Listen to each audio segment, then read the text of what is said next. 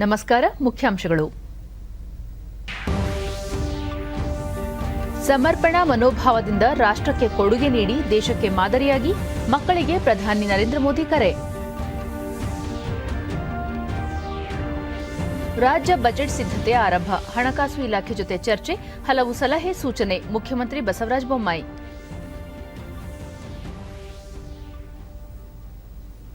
ಪ್ರಧಾನಮಂತ್ರಿ ಆವಾಸ್ ಯೋಜನೆಯಡಿ ರಾಜ್ಯದ ಬಡವರಿಗೆ 18 ಲಕ್ಷ ಮನೆಗಳ ನಿರ್ಮಾಣ. ಸಚಿವ ವಿ ಸೋಮಣ್ಣ. ಹಾಗೂ ಇಂದು ರಾಷ್ಟ್ರೀಯ ಹೆಣ್ಣು ಮಕ್ಕಳ ದಿನ. ಸಮ ಸಮಾಜ ನಿರ್ಮಾಣಕ್ಕೆ ಬದ್ಧತೆಯ ಪುನರ್ ನವೀಕರಣಕ್ಕೆ ಪಣ. ಸ್ಮೃತಿ ಇರಾನಿ.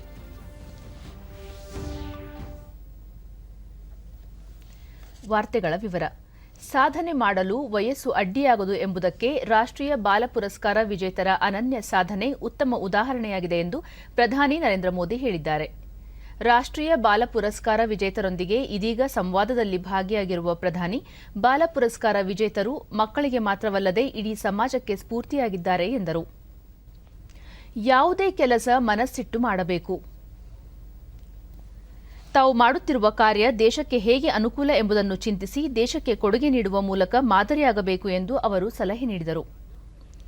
ನೃತ್ಯ ಕಲೆಯಲ್ಲಿ ಅನನ್ಯ ಸಾಧನೆ ಮಾಡಿದ ರಾಜ್ಯದ ದಕ್ಷಿಣ ಕನ್ನಡ ಜಿಲ್ಲೆಯ ರೆಮೋನಾ ಇವೆಟ್ ಪೆರೇರಾ ಅವರೊಂದಿಗೆ ಸಂವಾದ ನಡೆಸಿದ ಪ್ರಧಾನಿ, ಕೌಟುಂಬಿಕ ಸಂಕಷ್ಟದ ನಡುವೆಯೂ ಮಕ್ಕಳ ಪ್ರತಿಭೆ ಗುರುತಿಸಿ ಅವರು ಸಾಧನೆ ಮಾಡುವಲ್ಲಿ ನೆರವಾದ ತಾಯಿಯ ಪಾತ್ರ ಅಮೂಲ್ಯವಾದುದು ಎಂದು ಶ್ಲಾಘಿಸಿದರು.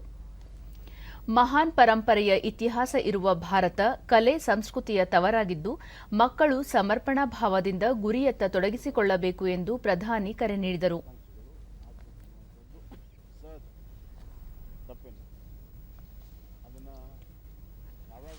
ವಿಡಿಯೋ ಕಾನ್ಫರೆನ್ಸ್ ಮೂಲಕ ನಡೆಯುತ್ತಿರುವ ಕಾರ್ಯಕ್ರಮದಲ್ಲಿ 2021 ಮತ್ತು 2022ರ ಸಾಲಿನ 29 ಮಂದಿ ರಾಷ್ಟ್ರೀಯ ಬಾಲ ಪುರಸ್ಕಾರ ವಿಜೇತರು ಭಾಗಿಯಾಗಿದ್ದಾರೆ. ಇದೀಗ ಈ ಕಾರ್ಯಕ್ರಮದ ನೇರ ಪ್ರಸಾರ. अपनी पसंद के विषय पढ़ पाए, इसके लिए भी शिक्षा नीति में विशेष प्रावधान किए गए हैं. देश भर के हजारों स्कूलों में बन रही अटल टिंकरिंग लैब्स पढ़ाई के शुरुआती दिनों से ही बच्चों में इनोवेशन का सामर्थ्य बढ़ा रही है.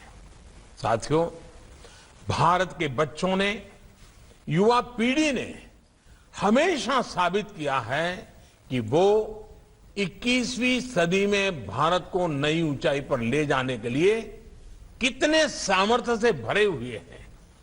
मुझे याद है, चंद्रयान के समय मैंने देश भर के बच्चों को बुलाया था. उनका उत्साह, उनका जोश मैं कभी भूल नहीं सकता. भारत के बच्चों ने अभी वैक्सीनेशन प्रोग्राम में भी अपनी आधुनिक और वैज्ञानिक सोच का परिचय दिया है. 3 जनवरी के बाद से सिर्फ 20 दिनों में ही 4 करोड़ से ज्यादा बच्चों ने कोरोना वैक्सीन लगवाई है.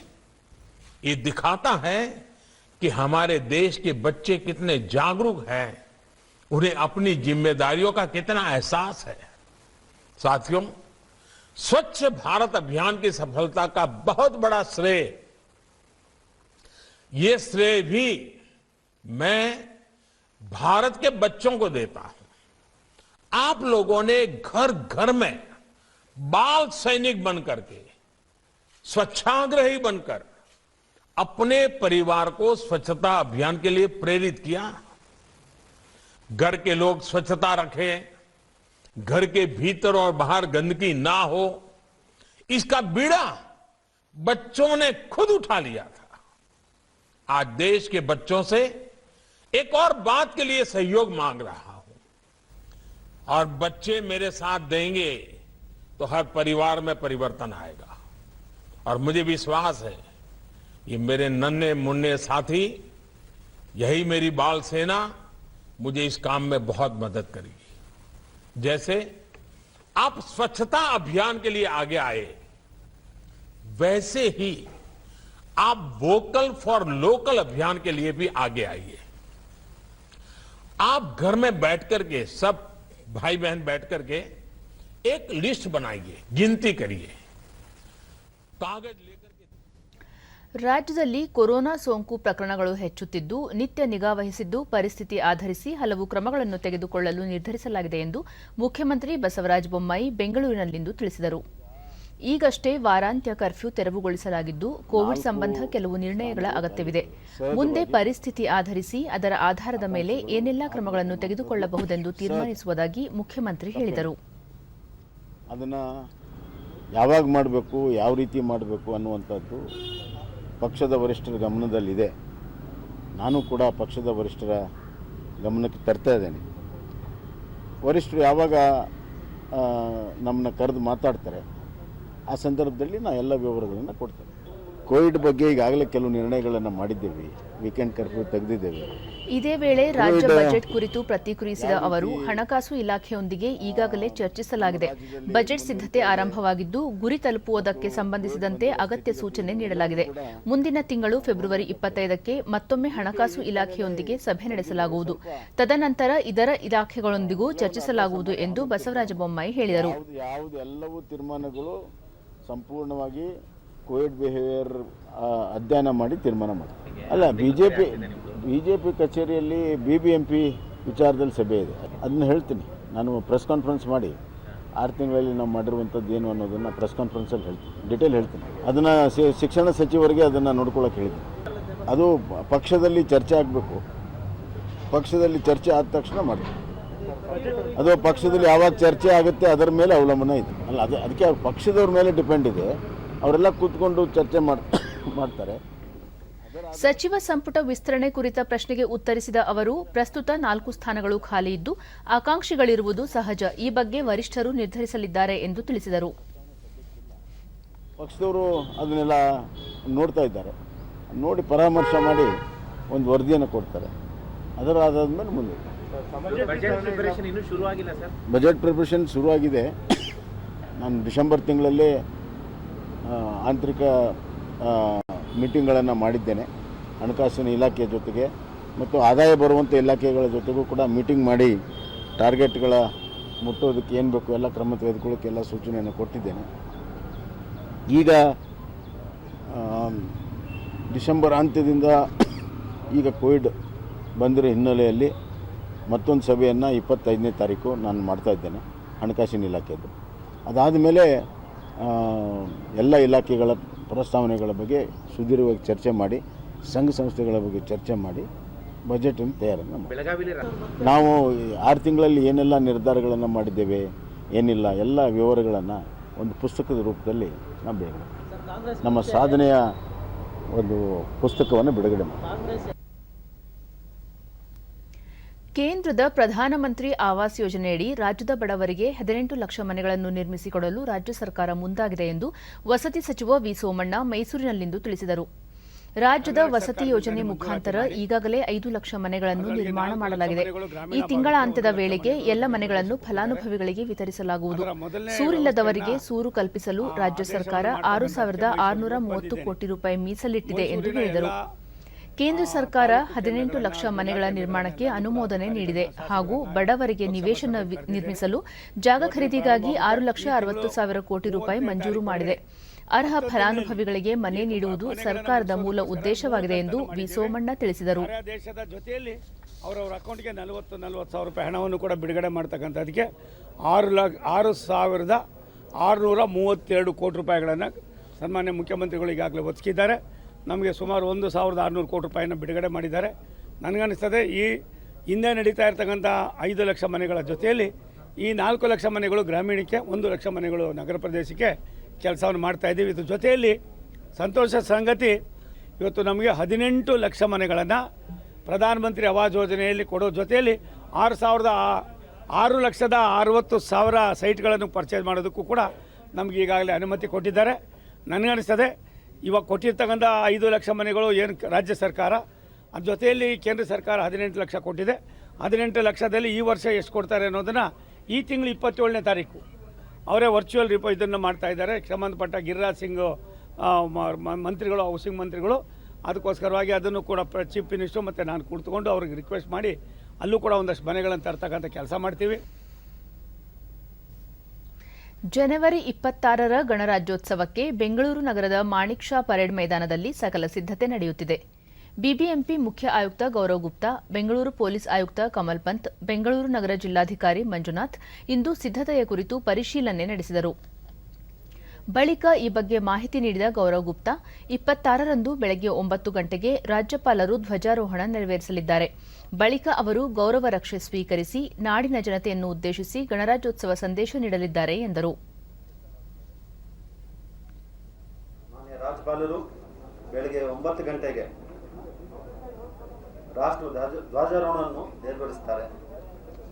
ಧ್ವಜಾರೋಹಣ ಆದ ನಂತರ ಮಾನ್ಯ ರಾಜ್ಯಪಾಲರು ಗೌರವ ರಕ್ಷೆಯನ್ನು ಸ್ವೀಕರಿಸಿ ನಾಡಿನ ಜನತೆಗೆ ಸಂದೇಶವನ್ನು ನೀಡುತ್ತಾರೆ. ಗಣರಾಜ್ಯೋತ್ಸವ ಕಾರ್ಯಕ್ರಮಕ್ಕೆ ಕಲ್ಪಿಸಲಾಗಿರುವ ಬಿಗಿ ಭದ್ರತಾ ವ್ಯವಸ್ಥೆ ಕುರಿತು ವಿವರಣೆ ನೀಡಿದ ನಗರ ಪೊಲೀಸ್ ಆಯುಕ್ತ ಕಮಲ್ ಪಂತ್, ಯಾವುದೇ ರೀತಿಯ ಅಹಿತಕರ ಘಟನೆಗಳು ಸಂಭವಿಸದಂತೆ ಸೂಕ್ತ ಬಂದೋಬಸ್ತ್ ವ್ಯವಸ್ಥೆ ಮಾಡಲಾಗುತ್ತಿದೆ.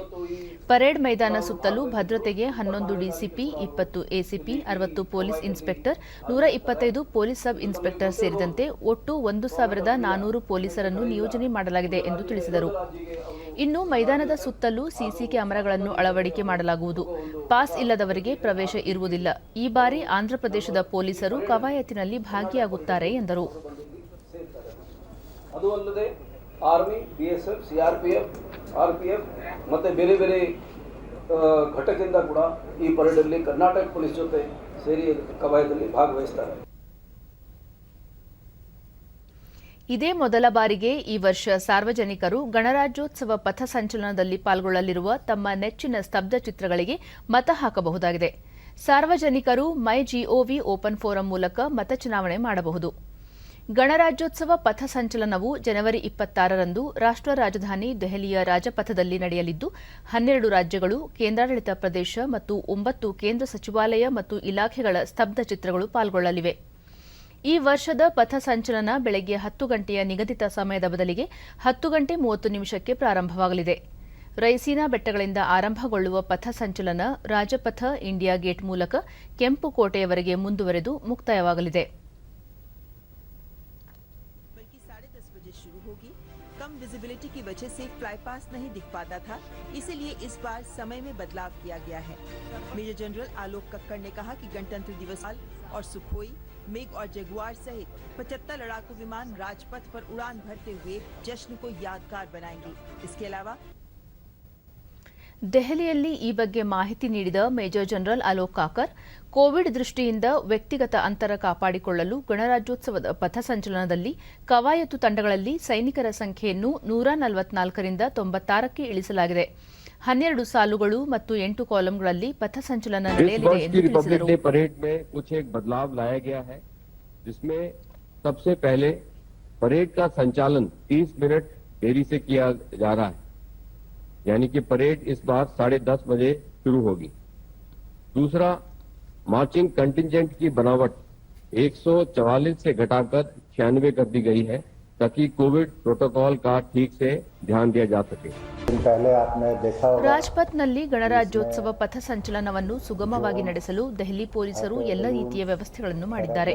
ಗಣರಾಜ್ಯೋತ್ಸವದ ವ್ಯವಸ್ಥೆಗಳ ಕುರಿತು ಮಾಧ್ಯಮಗಳಿಗೆ ಮಾಹಿತಿ ನೀಡಿದ ದೆಹಲಿ ಪೊಲೀಸ್ ಕಮಿಷನರ್ ರಾಕೇಶ್ ಅಸ್ತಾನಾ, ಗಣರಾಜ್ಯೋತ್ಸವ ಆಚರಣೆಗಾಗಿ ರಾಷ್ಟ್ರ ರಾಜಧಾನಿಯಲ್ಲಿ 27,000ಕ್ಕೂ ಹೆಚ್ಚು ಪೊಲೀಸ್ ಸಿಬ್ಬಂದಿ ನಿಯೋಜಿಸಲಾಗಿದೆ. ಕಳೆದ 2 ತಿಂಗಳಿನಿಂದ ಭಯೋತ್ಪಾದನಾ ನಿಗ್ರಹ ದಳಗಳಿಂದ ಕಟ್ಟುನಿಟ್ಟಿನ ಕ್ರಮಗಳನ್ನು ಕೈಗೊಳ್ಳಲಾಗುತ್ತಿದೆ. ದೆಹಲಿ ಪೊಲೀಸರು ರಾಜ್ಪಥ್ ಮತ್ತು ಸುತ್ತಮುತ್ತಲಿನ ಪ್ರದೇಶಗಳನ್ನು ಬಹುಸ್ತರದ ಪೊಲೀಸ್ ಭದ್ರತೆ ಮತ್ತು 300ಕ್ಕೂ ಹೆಚ್ಚು ಸಿಸಿಟಿವಿಗಳೊಂದಿಗೆ ವಿಶೇಷ ಭದ್ರತೆ ಕಲ್ಪಿಸಲಾಗಿದೆ ಎಂದರು. दिल्ली पुलिस के कमांडोज, आर्म बटालियन के ऑफिसर्स और जवान और सीएपीएफ के कमांडोज और उनके जवान, उनके अधिकारी इस ड्यूटी में तैनात किए गए. ಇಂದು ರಾಷ್ಟ್ರೀಯ ಹೆಣ್ಣು ಮಕ್ಕಳ ದಿನ. ಸಮಾಜದಲ್ಲಿ ಹೆಣ್ಣು ಮಕ್ಕಳಿಗೆ ಸಮಾನ ಗೌರವ, ಅವಕಾಶ ದೊರೆಯಬೇಕು. ಹೆಣ್ಣು ಮಕ್ಕಳು ಎದುರಿಸುತ್ತಿರುವ ಅಸಮಾನತೆ ಕುರಿತು ಜನರಲ್ಲಿ ಜಾಗೃತಿ ಮೂಡಿಸುವುದು ಹಾಗೂ ಹಕ್ಕುಗಳ ಕುರಿತು ತಿಳಿಸುವ ಉದ್ದೇಶದಿಂದ ಪ್ರತಿ ವರ್ಷ ಜನವರಿ 24ಅನ್ನು ರಾಷ್ಟ್ರೀಯ ಹೆಣ್ಣು ಮಕ್ಕಳ ದಿನವನ್ನಾಗಿ ಆಚರಿಸಿಕೊಂಡು ಬರಲಾಗುತ್ತಿದೆ. ಹೆಣ್ಣು ಮಕ್ಕಳ ಶಿಕ್ಷಣ, ಆರೋಗ್ಯ ಹಾಗೂ ಪೌಷ್ಟಿಕತೆ, ಹೆಣ್ಣು ಭ್ರೂಣ ಹತ್ಯೆ ತಡೆಯುವ ಮೂಲಕ ಆರೋಗ್ಯಕರ ಲಿಂಗಾನುಪಾತ ಕಾಪಾಡುವಿಕೆ, ಕುಟುಂಬ, ಕೆಲಸದ ಸ್ಥಳ, ಸಾರ್ವಜನಿಕ ಸ್ಥಳಗಳಲ್ಲಿ ಹೆಣ್ಣು ಮಕ್ಕಳ ಮೇಲಿನ ದೌರ್ಜನ್ಯ ತಡೆಯುವುದು ಸೇರಿದಂತೆ ಅನೇಕ ರೀತಿಯ ವಿಚಾರಗಳನ್ನಿಟ್ಟುಕೊಂಡು ಈ ದಿನ ಜಾಗೃತಿ ಮೂಡಿಸುವ ಕಾರ್ಯಕ್ರಮಗಳನ್ನು ಆಯೋಜಿಸಲಾಗುತ್ತಿದೆ. ಇದೇ ವರ್ಷ ಆಜಾದಿ ಕಾ ಅಮೃತ ಮಹೋತ್ಸವ ಕೂಡ ಆಚರಿಸಲಾಗುತ್ತಿದೆ. ಈ ಹಿನ್ನೆಲೆಯಲ್ಲಿ ಕೇಂದ್ರ ಸಂಸ್ಕೃತಿ ಸಚಿವಾಲಯದಿಂದ ಇಂದು ಉಮಂಗ್ ರಂಗೋಲಿ ಉತ್ಸವ ಆಯೋಜಿಸಲಾಗಿದೆ. ದೇಶಾದ್ಯಂತ 50ಕ್ಕೂ ಹೆಚ್ಚು ವಿಶೇಷ ಸ್ಥಳಗಳಲ್ಲಿ ರಂಗೋಲಿ ಅಲಂಕಾರದ ಚಿತ್ತಾರಗಳು ಮೂಡಿಬರಲಿವೆ. ವಿವಿಧ ಪ್ರದೇಶಗಳಿಂದ ತಂಡಗಳು ಭಾಗವಹಿಸಲಿದ್ದು, ಮಹಿಳಾ ಸ್ವಾತಂತ್ರ್ಯ ಹೋರಾಟಗಾರರು ಅಥವಾ ದೇಶದ ಮಾದರಿ ನಾರಿಯರ ಹೆಸರುಗಳನ್ನು ಹೊಂದಿರುವ ರಸ್ತೆಗಳು ಹಾಗೂ ವೃತ್ತಗಳಲ್ಲಿ ಸುಮಾರು 1 ಕಿಲೋಮೀಟರ್ ಉದ್ದದ ರಂಗೋಲಿ ಅಲಂಕಾರಗಳನ್ನು ಬಿಡಿಸಲಿವೆ. ಈ ಮೂಲಕ ಹೆಣ್ಣು ಮಕ್ಕಳ ದಿನ ಹಾಗೂ ಆಜಾದಿ ಕಾ ಅಮೃತ ಮಹೋತ್ಸವ ಸಂಭ್ರಮವನ್ನು ವಿಶೇಷ ರೀತಿಯಲ್ಲಿ ಆಚರಿಸಲು ಕೇಂದ್ರ ಸರ್ಕಾರ ನಿರ್ಧರಿಸಿದೆ. ಹೆಣ್ಣು ಮಕ್ಕಳ ದಿನದ ಅಂಗವಾಗಿ ಶುಭಾಶಯ ಕೋರಿರುವ ಪ್ರಧಾನಿ ನರೇಂದ್ರ ಮೋದಿ, ಸರ್ಕಾರದ ಎಲ್ಲ ಅಭಿವೃದ್ಧಿ ಕಾರ್ಯಕ್ರಮಗಳಲ್ಲಿ ಹೆಣ್ಣು ಮಕ್ಕಳ ಸಬಲೀಕರಣ ಮತ್ತು ನಾರಿ ಶಕ್ತಿ ಬಲಪಡಿಸಲು ಆದ್ಯತೆ ನೀಡಲಾಗಿದೆ. ಹೆಣ್ಣು ಮಕ್ಕಳಿಗೆ ಘನತೆ ಮತ್ತು ಅವಕಾಶಗಳನ್ನು ದೊರಕಿಸುವುದು ನಮ್ಮ ಗುರಿಯಾಗಿದೆ ಎಂದು ತಿಳಿಸಿದ್ದಾರೆ. ಹೆಣ್ಣು ಮಕ್ಕಳ ಸಬಲೀಕರಣಕ್ಕೆ ಪ್ರಸ್ತುತ ನಡೆಸಲಾಗುತ್ತಿರುವ ಪ್ರಯತ್ನಗಳನ್ನು ಮತ್ತಷ್ಟು ಬಲಪಡಿಸಲು ಹಾಗೂ ಈ ನಿಟ್ಟಿನಲ್ಲಿ ನಮ್ಮ ಬದ್ಧತೆ ಮರುಸ್ಥಾಪಿಸಲು ರಾಷ್ಟ್ರೀಯ ಹೆಣ್ಣು ಮಕ್ಕಳ ದಿನ ಸುಸಂದರ್ಭವಾಗಿದೆ. ವಿವಿಧ ವಲಯಗಳಲ್ಲಿ ಹೆಣ್ಣು ಮಕ್ಕಳ ಅಸಾಧಾರಣ ಸಾಧನೆ ಸಂಭ್ರಮಿಸುವ ದಿನ ಇದಾಗಿದೆ ಎಂದು ಪ್ರಧಾನಿ ಟ್ವೀಟ್ ಮಾಡಿದ್ದಾರೆ. ಕೇಂದ್ರ ಮಹಿಳಾ ಮತ್ತು ಮಕ್ಕಳ ಅಭಿವೃದ್ಧಿ ಸಚಿವೆ ಸ್ಮೃತಿ ಇರಾನಿ, ರಾಷ್ಟ್ರೀಯ ಹೆಣ್ಣು ಮಕ್ಕಳ ದಿನವಾದ ಇಂದು ನಮ್ಮ ಹೆಣ್ಣು ಮಕ್ಕಳಿಗೆ ಸಮಾನ ಅವಕಾಶ ದೊರಕಿಸುವ ಬದ್ಧತೆಯನ್ನು ಪುನರ್ ನವೀಕರಿಸೋಣ ಎಂದು ತಿಳಿಸಿದ್ದಾರೆ.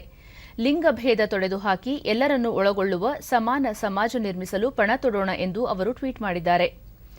ಕೇಂದ್ರ ಸಚಿವ ಪ್ರಹ್ಲಾದ್ ಜೋಶಿ, ಹೆಣ್ಣು ಮಕ್ಕಳ ಹಕ್ಕು, ಹೆಣ್ಣು ಮಗುವಿನ ಆರೋಗ್ಯದ ಬಗ್ಗೆ ಜಾಗೃತಿ ಮೂಡಿಸಲು ಈ ದಿನ ಆಚರಿಸಲಾಗುತ್ತದೆ. ರಾಷ್ಟ್ರ ನಿರ್ಮಾಣದ ಕಾರ್ಯದಲ್ಲಿ ಹೆಣ್ಣು ಮಕ್ಕಳ ಪಾತ್ರ ಅಪಾರವಾಗಿದ್ದು, ಅವರ ಪೋಷಣೆ ಅತ್ಯಂತ ಪ್ರಮುಖವಾಗಿದೆ ಎಂದು ಟ್ವೀಟ್ ಮಾಡಿದ್ದಾರೆ. ಮುಖ್ಯಮಂತ್ರಿ ಬಸವರಾಜ ಬೊಮ್ಮಾಯಿ, ತಾಯಿಯಾಗಿ, ಸಹೋದರಿಯಾಗಿ, ಹೆಂಡತಿಯಾಗಿ, ಮಗಳಾಗಿ ಎಲ್ಲರ ಜೀವನದಲ್ಲಿ ಮಹತ್ತರ ಪಾತ್ರ ನಿಭಾಯಿಸುವವರೇ ಹೆಣ್ಣು ಮಕ್ಕಳು.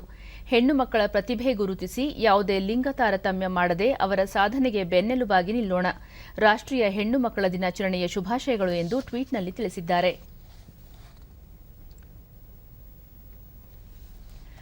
ದೇಶದಲ್ಲಿ ಕಳೆದ 24 ಗಂಟೆಗಳಲ್ಲಿ 3,06,064 ಹೊಸ ಕೊರೋನಾ ಸೋಂಕು ಪ್ರಕರಣಗಳು ದಾಖಲಾಗಿವೆ.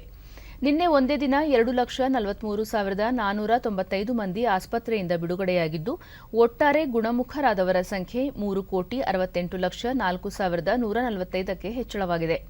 ಚೇತರಿಕೆ ಪ್ರಮಾಣ ಶೇಕಡಾ 93.7ರಷ್ಟಿದೆ. ಒಟ್ಟಾರೆ 22,49,335 ಸಕ್ರಿಯ ಪ್ರಕರಣಗಳಿವೆ. ಈ ಪ್ರಮಾಣ ಶೇಕಡಾ 5.69ರಷ್ಟಿದೆ. ಕಳೆದ 24 ಗಂಟೆಗಳಲ್ಲಿ 439 ಮಂದಿ ಮೃತಪಟ್ಟಿದ್ದು, ಒಟ್ಟು ಮೃತಪಟ್ಟವರ ಸಂಖ್ಯೆ 4,89,848ಕ್ಕೆ ಏರಿಕೆಯಾಗಿದೆ. ಈ ಪ್ರಮಾಣ ಶೇಕಡಾ 1.24ರಷ್ಟಿದೆ.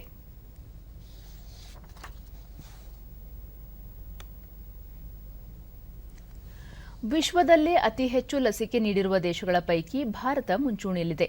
ಇದುವರೆಗೆ ದೇಶಾದ್ಯಂತ ಒಟ್ಟು 162,26,07,516 ಡೋಸ್ ಲಸಿಕೆ ನೀಡಲಾಗಿದೆ. ನಿನ್ನೆ ಒಂದೇ ದಿನ 27,56,364 ಡೋಸ್ ಲಸಿಕೆ ವಿತರಣೆಯಾಗಿದೆ. ದೇಶದಲ್ಲಿ ಕೊರೋನಾ ಮಾದರಿಗಳ ಪರೀಕ್ಷಾ ಸಾಮರ್ಥ್ಯದಲ್ಲಿ ನಿರಂತರ ಹೆಚ್ಚಳ ಮಾಡಲಾಗುತ್ತಿದ್ದು, ಇದುವರೆಗೆ ಒಟ್ಟು 71,69,95,333 ಮಂದಿಗೆ ಕೊರೋನಾ ಮಾದರಿ ಪರೀಕ್ಷೆ ನಡೆಸಲಾಗಿದೆ. ನಿನ್ನೆ ಒಂದೇ ದಿನ 14,74,753 ಮಂದಿಯ ಮಾದರಿ ಪರೀಕ್ಷಿಸಲಾಗಿದೆ ಎಂದು ಭಾರತೀಯ ವೈದ್ಯಕೀಯ ಸಂಶೋಧನಾ ಮಂಡಳಿ ಐಸಿಎಂಆರ್ ತಿಳಿಸಿದೆ.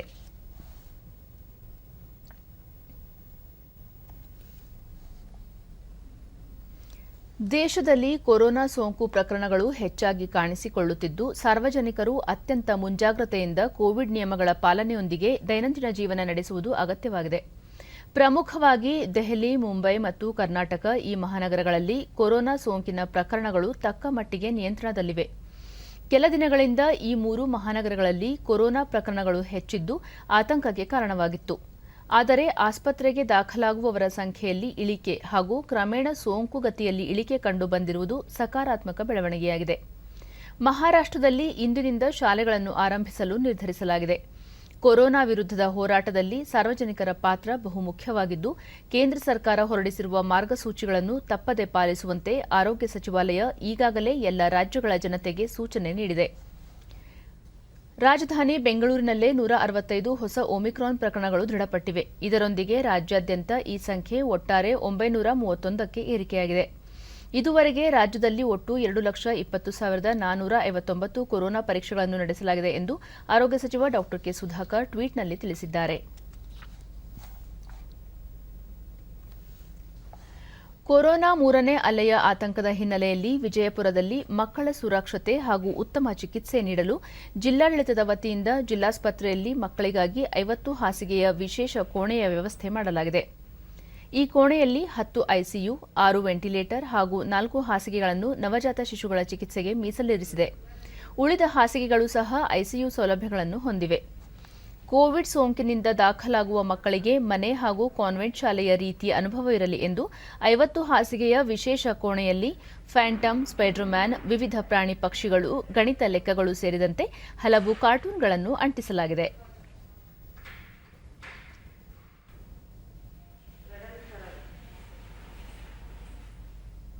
ಡಿಡಿನ್ಯೂಸ್ನೊಂದಿಗೆ ಜಿಲ್ಲಾ ಶಸ್ತ್ರಚಿಕಿತ್ಸಕ ಡಾ ಲಕ್ಕಣ್ಣನವರ್, ಸರ್ಕಾರ ಹಾಗೂ ಜಿಲ್ಲಾಡಳಿತದ ಆದೇಶದ ಮೇರೆಗೆ ಕೋವಿಡ್ಗಾಗಿ ಒಟ್ಟು 250 ಹಾಸಿಗೆಗಳನ್ನು ಮೀಸಲಿಡಲಾಗಿದೆ. ಮಕ್ಕಳಿಗಾಗಿಯೇ ವಿಶೇಷವಾಗಿ 50 ಹಾಸಿಗೆಗಳ ವ್ಯವಸ್ಥೆ ಮಾಡಲಾಗಿದೆ ಎಂದರು. ಉಳಿದ ಬೆಡ್ಗಳು ಆಕ್ಸಿಜನ್ ಇರುತ್ತೆ, ರೈತ ಸಹಿತ ಬೆಡ್ಗಳಾಗಿದ್ದವು. ಇನ್ನು ಅಡಲ್ಟಿಗೆ ಸಂಬಂಧಪಟ್ಟ ವಯಸ್ಕರಿಗೆ ಸಂಬಂಧಪಟ್ಟಂತ ಹೇಳ್ಬೇಕಂದ್ರೆ 200 ಬೆಡ್ಗಳಲ್ಲಿ ನಾವು 25 ಐಸಿಯು ಬೆಡ್ಗಳನ್ನು ಇದಾವೆ. ಅದರಲ್ಲಿ 30 ವೆಂಟಿಲೇಟರ್ ಇದಾವೆ. 30 ವೆಂಟಿಲೇಟರ್ ಸಹಿತ ನಾವು ಬೆಡ್ಗಳನ್ನು ಐಸಿಯು ಬೆಡ್ಗಳನ್ನು ಮಾಡಿದೆವು. ಅದರಲ್ಲಿ ನಾವು ಕೋವಿಡ್ ಸಂಬಂಧಪಟ್ಟಂತೆ ಒಂದು ಫೀವರ್ ಕ್ಲಿನಿಕ್ ಅಂತ ಮಾಡಿ ಅಲ್ಲಿ ಬರುವ ಎಲ್ಲ ಸಂಶಯಾಸ್ಪದ ರೋಗಗಳನ್ನು ಅಲ್ಲಿ ನಾವು ತಪಾಸಣೆಗೊಳಪಡಿಸಿ ಅಲ್ಲಿ ಟ್ರಯಲ್ಗೊಳಪಡಿಸಿ. ಉತ್ತರ ಪ್ರದೇಶ ಪ್ರಥಮ ಹಂತದ ವಿಧಾನಸಭಾ ಚುನಾವಣೆಯ ನಾಮಪತ್ರ ಪರಿಶೀಲನೆ ಇಂದು ನಡೆಯಲಿದ್ದು, ನಾಮಪತ್ರ ಹಿಂಪಡೆಯಲು ಇದೇ 27 ಕೊನೆಯ ದಿನವಾಗಿದೆ. ಪ್ರಥಮ ಹಂತದಲ್ಲಿ ಫೆಬ್ರವರಿ 10ರಂದು 58 ವಿಧಾನಸಭಾ ಕ್ಷೇತ್ರಗಳಿಗೆ ಮತದಾನ ನಡೆಯಲಿದೆ. ಫೆಬ್ರವರಿ 14ರಂದು ಉತ್ತರ ಪ್ರದೇಶದಲ್ಲಿ 2ನೇ ಹಂತದ ಚುನಾವಣೆ ಹಾಗೂ ಉತ್ತರಾಖಂಡ ಮತ್ತು ಗೋವಾ ರಾಜ್ಯಗಳಲ್ಲಿ ಏಕ ಹಂತದ ಚುನಾವಣೆ ನಡೆಯಲಿದೆ. ಫೆಬ್ರವರಿ 20ರಂದು ಉತ್ತರ ಪ್ರದೇಶದಲ್ಲಿ 3ನೇ ಹಂತದ ಹಾಗೂ ಪಂಜಾಬ್ನಲ್ಲಿ ಏಕ ಹಂತದ ಚುನಾವಣೆ ನಡೆಯಲಿದ್ದು, ಇದಕ್ಕೆ ನಾಳೆ ಅಧಿಸೂಚನೆ ಹೊರಬೀಳಲಿದೆ.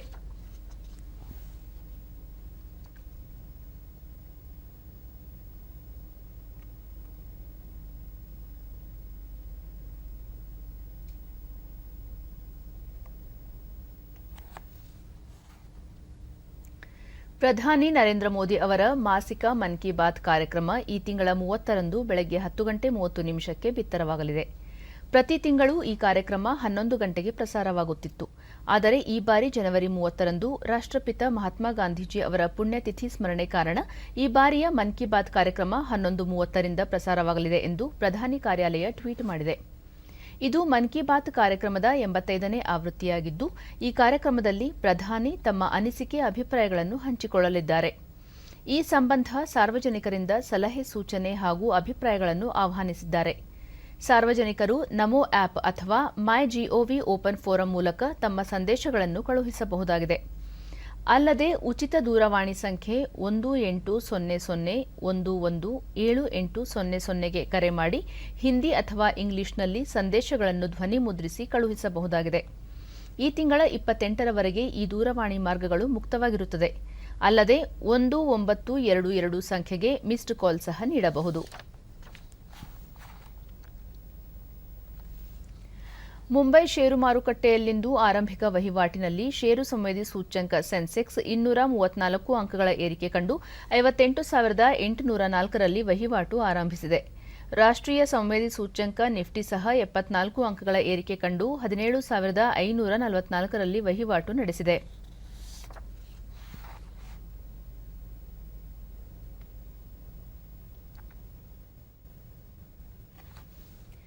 ಮೆಲ್ಬರ್ನ್ನಲ್ಲಿ ನಡೆಯುತ್ತಿರುವ Australia open grand slam tennis ಟೂರ್ನಿಯಲ್ಲಿ ಸ್ಪೇನ್ನ ರಾಫೆಲ್ ನಡಾಲ್ ಮತ್ತು ಅಗ್ರ ಶ್ರೇಯಾಂಕಿತ ಆಟಗಾರ್ತಿ Ashley Barty singles quarter finals ಪ್ರವೇಶಿಸಿದ್ದಾರೆ. ಪುರುಷರ ಸಿಂಗಲ್ಸ್ ಪ್ರೀ ಕ್ವಾರ್ಟರ್ ಫೈನಲ್ ಪಂದ್ಯದಲ್ಲಿ 6ನೇ ಶ್ರೇಯಾಂಕಿತ ರಾಫೆಲ್ ನಡಾಲ್ 7-6, 6-2, 6-7 ಸೆಟ್ಗಳಿಂದ ಫ್ರಾನ್ಸ್ನ ಆಂಡ್ರಿಯನ್ ಮನ್ನಾರಿಯೋ ವಿರುದ್ಧ ಜಯಗಳಿಸಿ 8ರ ಘಟ್ಟ ಪ್ರವೇಶಿಸಿದರು. ಮಹಿಳೆಯರ ಸಿಂಗಲ್ಸ್ ವಿಭಾಗದ ಪ್ರೀ ಕ್ವಾರ್ಟರ್ ಫೈನಲ್ಸ್ ಪಂದ್ಯದಲ್ಲಿ ಆಶ್ಲೆ ಬಾರ್ಟಿ 6-4, 6-3 ನೇರ ಸೆಟ್ಗಳಿಂದ ಅಮೆರಿಕದ ಅಮಾಂಡಾ ಅನಿಸಿಮೋವಾ ಅವರನ್ನು ಪರಾಭವಗೊಳಿಸಿ ಮುಂದಿನ ಸುತ್ತಿಗೆ ಪ್ರವೇಶಿಸಿದರು. ಮಿಶ್ರ ಡಬಲ್ಸ್ ವಿಭಾಗದಲ್ಲಿ ಭಾರತದ ಸಾನಿಯಾ ಮಿರ್ಜಾ ಮತ್ತು ಅಮೆರಿಕದಲ್ಲಿ ನೆಲೆಸಿರುವ ಭಾರತೀಯ ಮೂಲದ ರಾಜೀವ್ ರಾಮ್ ಅವರು ಕ್ವಾರ್ಟರ್ ಫೈನಲ್ಸ್ ತಲುಪಿದ್ದಾರೆ. ನಿನ್ನೆ ನಡೆದ ಪ್ರೀ ಕ್ವಾರ್ಟರ್ ಫೈನಲ್ ಪಂದ್ಯದಲ್ಲಿ ಸಾನಿಯಾ ಮತ್ತು ರಾಜೀವ್ ಜೋಡಿ 7-6, 6-4 ನೇರ ಸೆಟ್ಗಳಿಂದ ಆಸ್ಟ್ರೇಲಿಯಾದ ಎಲೆನ್ ಪೆರೇಜ್ ಮತ್ತು ಮಾಟ್ವೆ ಮಿಡಲ್ ಕೂಪ್ ಜೋಡಿ ವಿರುದ್ಧ ಜಯಗಳಿಸಿ 8ರ ಘಟ್ಟಕ್ಕೆ ಹೆಜ್ಜೆ ಹಾಕಿತು. ಓಮನ್ನ ಮಸ್ಕಟ್ನಲ್ಲಿ ನಡೆಯುತ್ತಿರುವ ಮಹಿಳೆಯರ ಏಷ್ಯಾ ಕಪ್ ಹಾಕಿ ಟೂರ್ನಿಯಲ್ಲಿ ಭಾರತದ ವನಿತೆಯರು ಜಪಾನ್ ಎದುರು 0-2 ಗೋಲುಗಳಿಂದ ಸೋಲು ಅನುಭವಿಸಿದ್ದಾರೆ. ನಿನ್ನೆ ನಡೆದ ಎ ಗುಂಪಿನ ಈ ಪಂದ್ಯದಲ್ಲಿ ಭಾರತ ಸಂಘಟಿತ ಪ್ರದರ್ಶನ ನೀಡುವಲ್ಲಿ ವಿಫಲವಾಗಿ ತನಗಿಂತಲೂ ಕೆಳ ಕ್ರಮಾಂಕದ ಜಪಾನ್ ತಂಡದ ವಿರುದ್ಧ ಪರಾಜಯಗೊಂಡಿತು. ವಿಜೇತ ಜಪಾನ್ ತಂಡದ ಪರ ಯೂರಿ ನಗಾಯಿ ಮತ್ತು ಸಾಕಿ ತನಕ ತಲಾ 1 ಗೋಲ್ ಗಳಿಸಿ ಗಮನ ಸೆಳೆದರು. ಇಂದು ನಡೆಯಲಿರುವ ಪಂದ್ಯದಲ್ಲಿ ಭಾರತದ ಆಟಗಾರ್ತಿಯರು ಸಿಂಗಾಪುರ ತಂಡವನ್ನು ಎದುರಿಸಲಿದ್ದಾರೆ.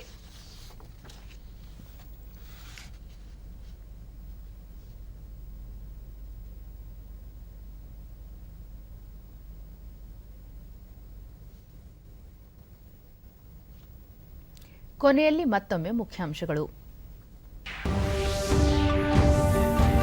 ಸಮರ್ಪಣಾ ಮನೋಭಾವದಿಂದ ರಾಷ್ಟ್ರಕ್ಕೆ ಕೊಡುಗೆ ನೀಡಿ ದೇಶಕ್ಕೆ ಮಾದರಿಯಾಗಿ ಮಕ್ಕಳಿಗೆ ಪ್ರಧಾನಿ ನರೇಂದ್ರ ಮೋದಿ ಕರೆ. ರಾಜ್ಯ ಬಜೆಟ್ ಸಿದ್ಧತೆ ಆರಂಭ, ಹಣಕಾಸು ಇಲಾಖೆ ಜೊತೆ ಚರ್ಚೆ, ಹಲವು ಸಲಹೆ ಸೂಚನೆ, ಮುಖ್ಯಮಂತ್ರಿ ಬಸವರಾಜ ಬೊಮ್ಮಾಯಿ. ಪ್ರಧಾನಮಂತ್ರಿ ಆವಾಸ್ ಯೋಜನೆಯಡಿ ರಾಜ್ಯದ ಬಡವರಿಗೆ 18 ಲಕ್ಷ ಮನೆಗಳ ನಿರ್ಮಾಣ, ಸಚಿವ ವಿ ಸೋಮಣ್ಣ. ಹಾಗೂ ಇಂದು ರಾಷ್ಟ್ರೀಯ ಹೆಣ್ಣು ಮಕ್ಕಳ ದಿನ, ಸಮ ಸಮಾಜ ನಿರ್ಮಾಣಕ್ಕೆ ಬದ್ಧತೆಯ ಪುನರ್ ನವೀಕರಣಕ್ಕೆ ಪಣ, ಸ್ಮೃತಿ ಇರಾನಿ. ನಮ್ಮ ವಾರ್ತಾ ಪ್ರಸಾರವನ್ನು ನೀವು ಡಿಡಿ ಚಂದನ ನ್ಯೂಸ್ ಯೂಟ್ಯೂಬ್ ಚಾನೆಲ್ನಲ್ಲೂ ವೀಕ್ಷಿಸಬಹುದು. ವ್ಯಕ್ತಿಗತ ಅಂತರ ಕಾಪಾಡಿಕೊಳ್ಳುವುದರೊಂದಿಗೆ ನೀವು ಸುರಕ್ಷಿತವಾಗಿರಿ, ನಿಮ್ಮವರನ್ನು ಸುರಕ್ಷಿತವಾಗಿರಿಸಿ. ನೈರ್ಮಲ್ಯಕ್ಕೆ ಆದ್ಯತೆ ನೀಡುವುದರ ಜೊತೆಗೆ ಕೋವಿಡ್-19 ಮಾರ್ಗಸೂಚಿಗಳನ್ನು ತಪ್ಪದೇ ಪಾಲಿಸಿ. ನಮ್ಮ ಮುಂದಿನ ವಾರ್ತಾ ಪ್ರಸಾರ ಸಂಜೆ 4:30 ನಮಸ್ಕಾರ.